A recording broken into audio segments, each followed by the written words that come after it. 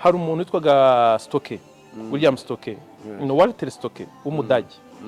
Uwo muntu yari yarahunze Ubudage atanakurikiranywaho icyaha cyo kumena amaraso, yarakurikiranyweho gusa icyaha cyo kunyereza imisoro.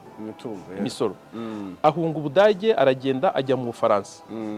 kugira ngo Ubudage bumufate agaruke. Urumva n'umuntu akurikiranyweho icyaha cyo kumena amaraso, akurikiranyweho gusa imisoro, amafaranga. Bo bamuhereje umuntu aragenda aramubwira ati tufate indege tujya ahantu muri business ahana. Bagomba kujya mu kindi gihugu cyo muri Europe, dore se niko yamubwiye. Indege irabajyana ibageza mu Budage. Abapolisi yagisoka mu ndege, abapolisi batamufata azingo agiye mu kindi gihugu. Paul Rusesebagina ajya gufatwa,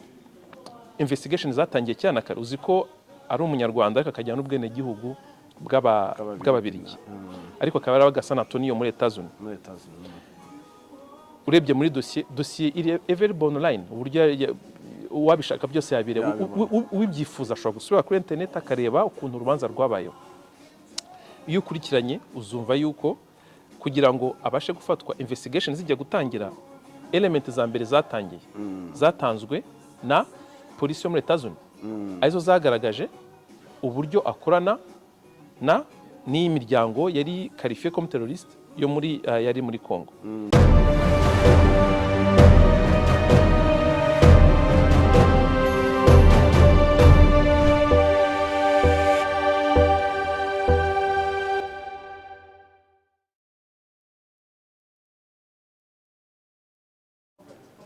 Ikaze kuri RNTV, Rwanda Nordic TV. Ngiye muri kumwe nitwa Gateto Olivier, nkaba ndi muri Stockholm uno munsi mu gihugu ca Sweden. Imbere yanjye rero murahabona umutumirwa nta wundi, abenshi musanzwe mumuzi, ariko abatamuzi nabo araje bibwire. Ni Gisagara, akaba ari Maitre Gisagara. Rero Richard, nagira ngo wibwire abanyarwanda birambuye akazi ukora, ibyo ukora bya buri munsi. Ijambo ni ryawe. Murakoze kuntumira muri umujyi wanyu mwiza wa Stockholm. Nitwa Richard Gisagara, nkaba ndi avoka, umuntu uburanira abantu, advocate or lawyer bitewe n'igihugu umuntu arimo.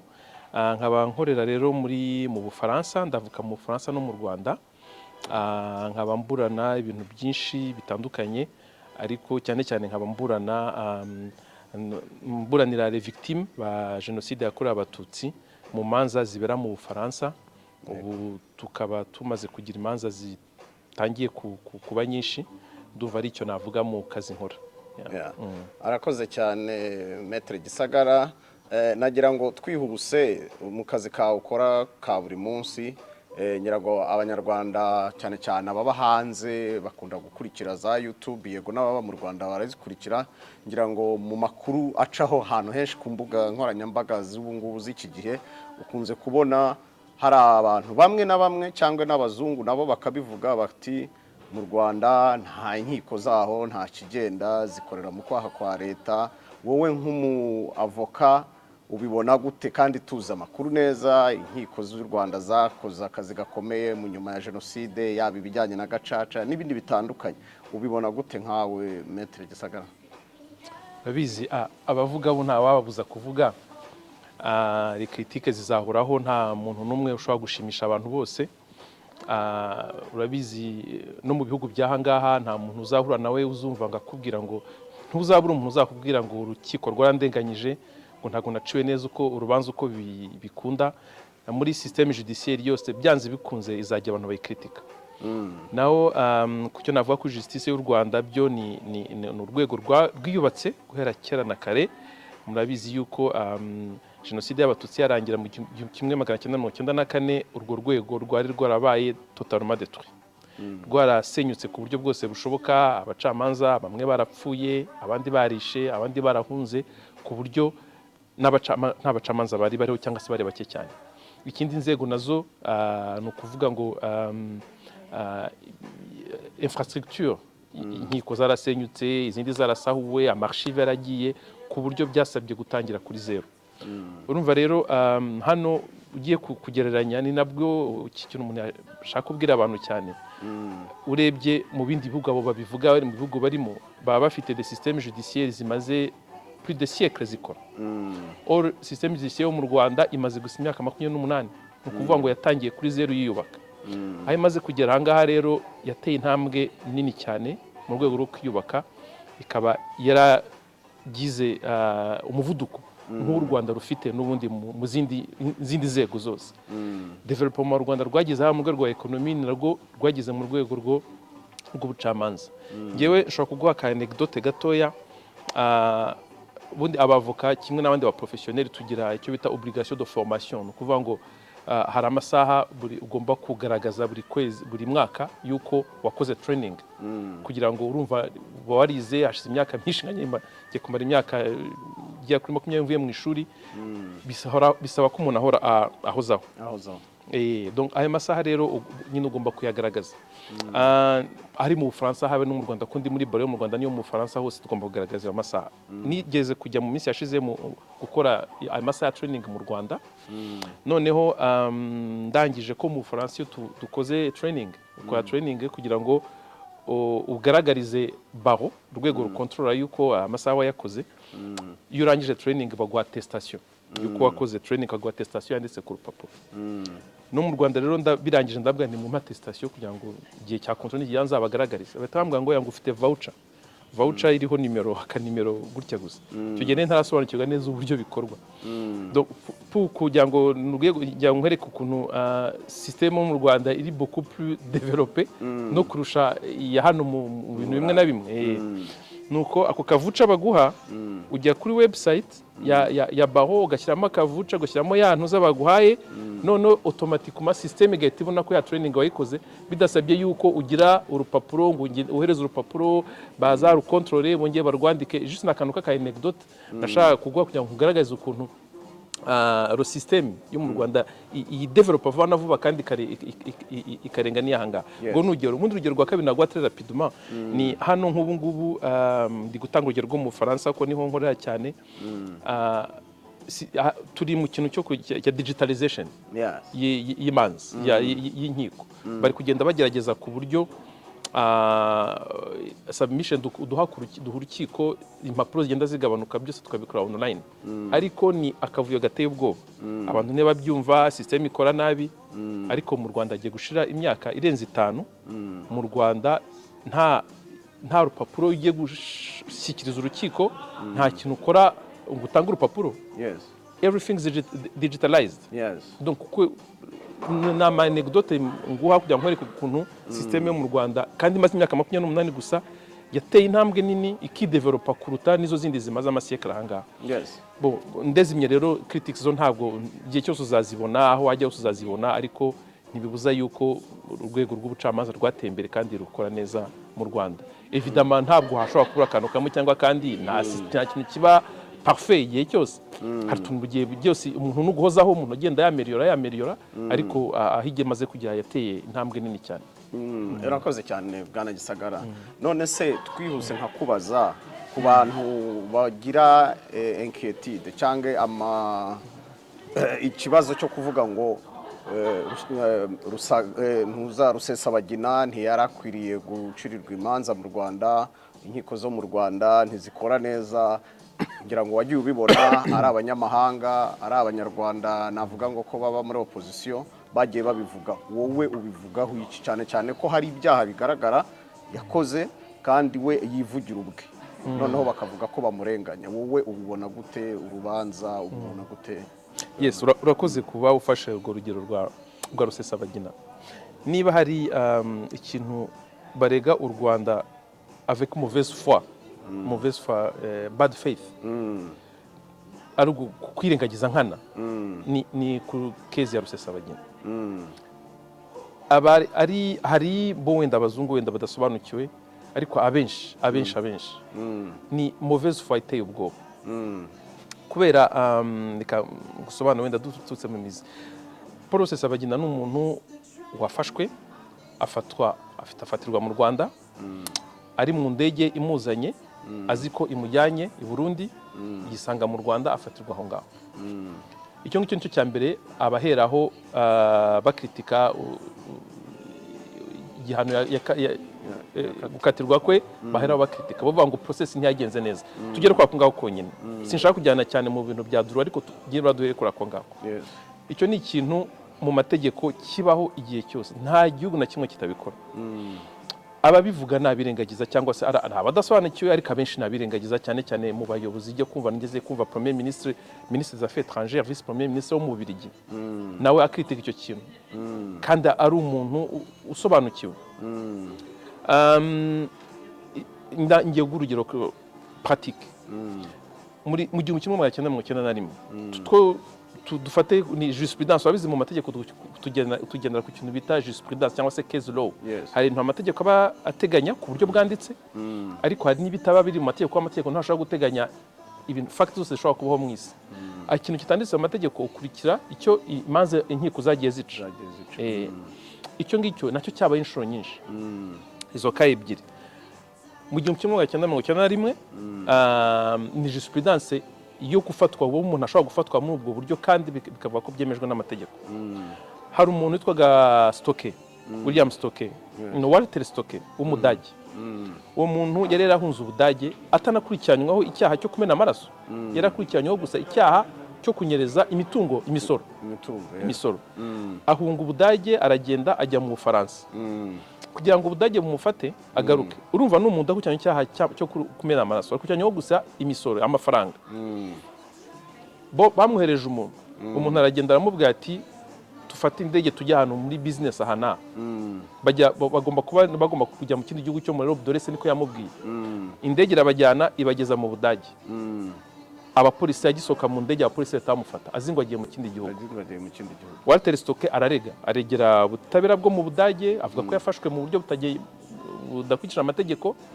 aratsindwa arangije ajya kuregera kuri European droit de l'homme European Court of Human Rights ni rwo rwego rukomeye muri Union Européenne rutanga umurongo wa nyuma w'ibintu bijyanye na human rights mu 1991 European Court of Justice itesha agaciro icyo kirego cye ivuga yuko gufatwa gutyo ari ibintu bitanyuranyije n'amategeko tegeza noneho Paul Rusesebagina is exactly the same thing nawe yafashwe yiratuvye mu Rwanda yagiye mu ndege zingwe mujyanye ahandi kandi we nakucyanywe kirego cyo kumena amaraso ni gute wavuga uri umuntu w'umuyobozi wenda dufate wenda abo ku ruhande abandi batabisobanukiye ariko dufate umuntu w'umuyobozi wano uri suppose kumenya amategeko igihugu cye kigenderaho ububigi bugendera buri bind n'ibyemezo byafashwe na European Court of Justice azi neza ko icyo kintu kiriho ariko akarenga akavuga ngo by'u Rwanda rwakoze ntago ari byo ni ibintu bya double standard byo kwirengagiza reka ngurundi rugero rwa hafi uzi mu minsi yashize ugize kumva hari igihe muri Somalia hari hagezweho ibintu byo hari hagezweho les pirates somaliens bajyaga badeturuna amato aciye muri kigobe cya Somalia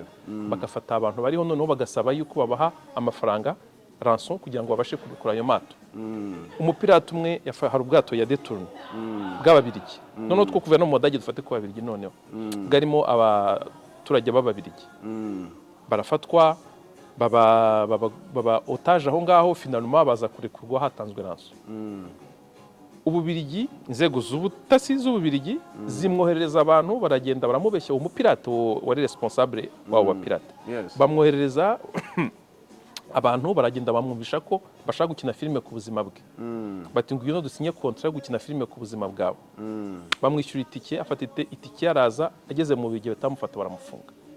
kandi inzego z'ubutabera zose zemeye ko gufatwa gutyo ko icyo kintu gishobora gukoreshwa kugira ngo umuntu uri mu mahanga udashaka kwitaba ubutabera afite icyakurikiranyweho afatwe nta kibazo kigeze kivuka bavuze ko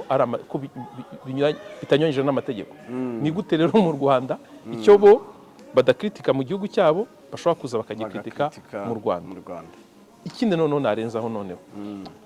Paul Rusesebagina ajya gufatwa investigation zatangiye cyane kare uzi ko ari umunyarwanda ariko akajyana n'ubwene gihugu bw'ababirigi ariko akaba ari agasa Antonio muri Etats-Unis urebye muri dossier iri available online uburyo wabishaka byose yabire ubibyifuza ashobora gusubira kuri internet akareba ukuntu urubanza rwabayeho iyo ukurikiranye uzumva yuko kugira ngo abashe gufatwa investigation zijya gutangira. Element za mbere zatangiye zatanzwe na polisi yo muri Etats-Unis arizo zagaragaje uburyo akorana n'iyi miryango yari qualifié comme terroriste yo muri yari muri Congo. Cyo ni cyambere. Ubundi hakurikiraho ubutabera bwo mu Bubiligi. Andi ma element ubutabera bwo mu Bubiligi bwakoze perquisition iwe, bufatira inyandiko, bufatira ordinateur, bureba ibirimo, burangije bubiha u Rwanda. U Rwanda nibyo rwagendeyeho kugira ngo abashe guhamwa n'icyaha cyamuhamye. Ni gute rero wabirengaho nyuma ukaza ukavuga ngo uburyo yafashwe ntago bijyanye n'amategeko. Icya nyuma none ubwo nemaze kuvuga bijyanye n'uburyo yafashwe. None tugenda no kuri ku buryo urubanza rwabaye. Nkuko nandi kubivuga urubanza rwabaye online. Umuntu wese arakurikira. Uzumve abo ba criticizing bose. Nta numwe uzakubwira ngo ndakritika akanaka ngaka. Ni ukukubwira gusa d'une façon générale. Noneho bageze angana none kuvuga none ngo ni mu murekure ngo byibura ngo mu murekure kuko bamaze kumva ko iyo ugiye muri details ugiye kuba concrete nta kintu na kimwe ushobora kuroprosha ubutabera bwo mu Rwanda kuri icyo ngicyo. Ni nyine nukurenga ni double standards, ni ibintu mbona afite ni nko kuvuga ngo iyo ibijyanye na human right kuva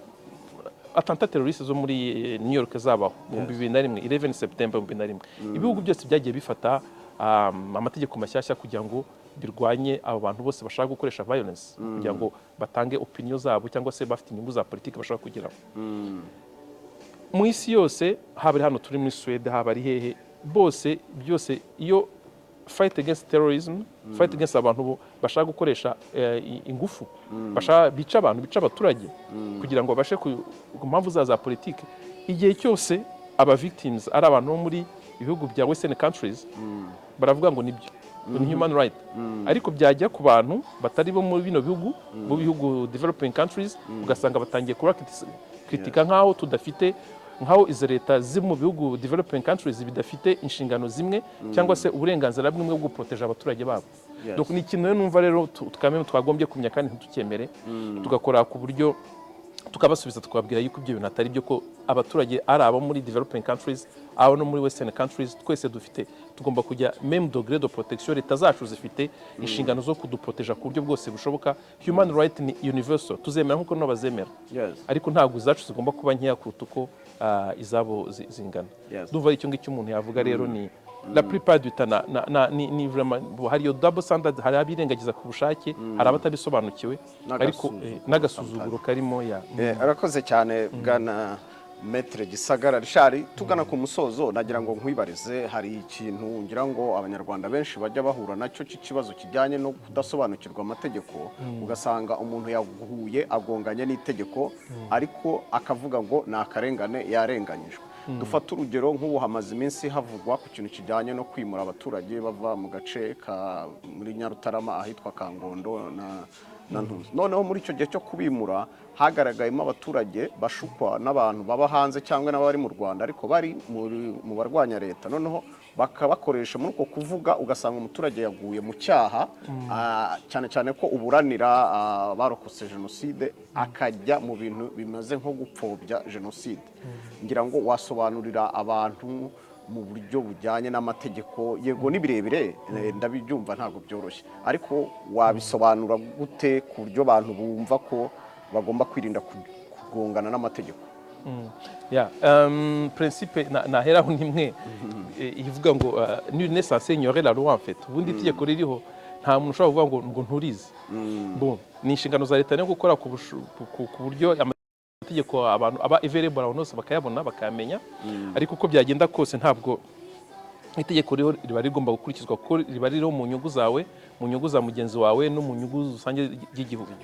Abantu rero bagomba kwirinda bashuka bakumva yuko burya ntuzi wahara umugani bavuga ngo umwambi ngo umuheto ushuka umwambi kandi bitajyana. Kino cy'abantu bakagombye kukimenya. Tugorose kuri icyo kibazo bombajije cy'abo baturage bimurwa ntago naguha details ko ntago ngisobanukiwe neza, ariko ikintu abantu birengagiza nuko kwimura abantu ukoresheje pour cause d'utilité publique ku nyungu za rusange n'ibintu biba mu bihugu byose. Haba ari hano i Burayi, haba muri Etats-Unis, haba ari mu bihugu bya Afrika, nta gihe leta idashobora kwimura abaturage ikoresheje inyungu rusange. Ikindi kandi iyo mutumvikanye na leta mujya mu bucamanza ubucamanza bugafata umwanzuro niyo mwanzuro afashwe rero gushaka kugumuka ngo nuko abantu bakuri inyuma kuvuga ngo bazabivuga ukabigena mu nyungu za politiki ni ugukora amakosa akomeye naho abashaka kubyuriraho kugira ngo bajye mu gupfobya jenoside yakorewe abatutsi bo bafite ikibazo gikomeye kuko kamwe mu mategeko ariho abaye mu Rwanda n'ibindi bihugu byinshi bitangiye kugenda bigira amategeko mu Bufaransa itegeko barishyizeho mu bihugu d'ailleurs no mu bindi bihugu bya Union Européenne nabwo bizagenda biza gahoro gahoro buriya hari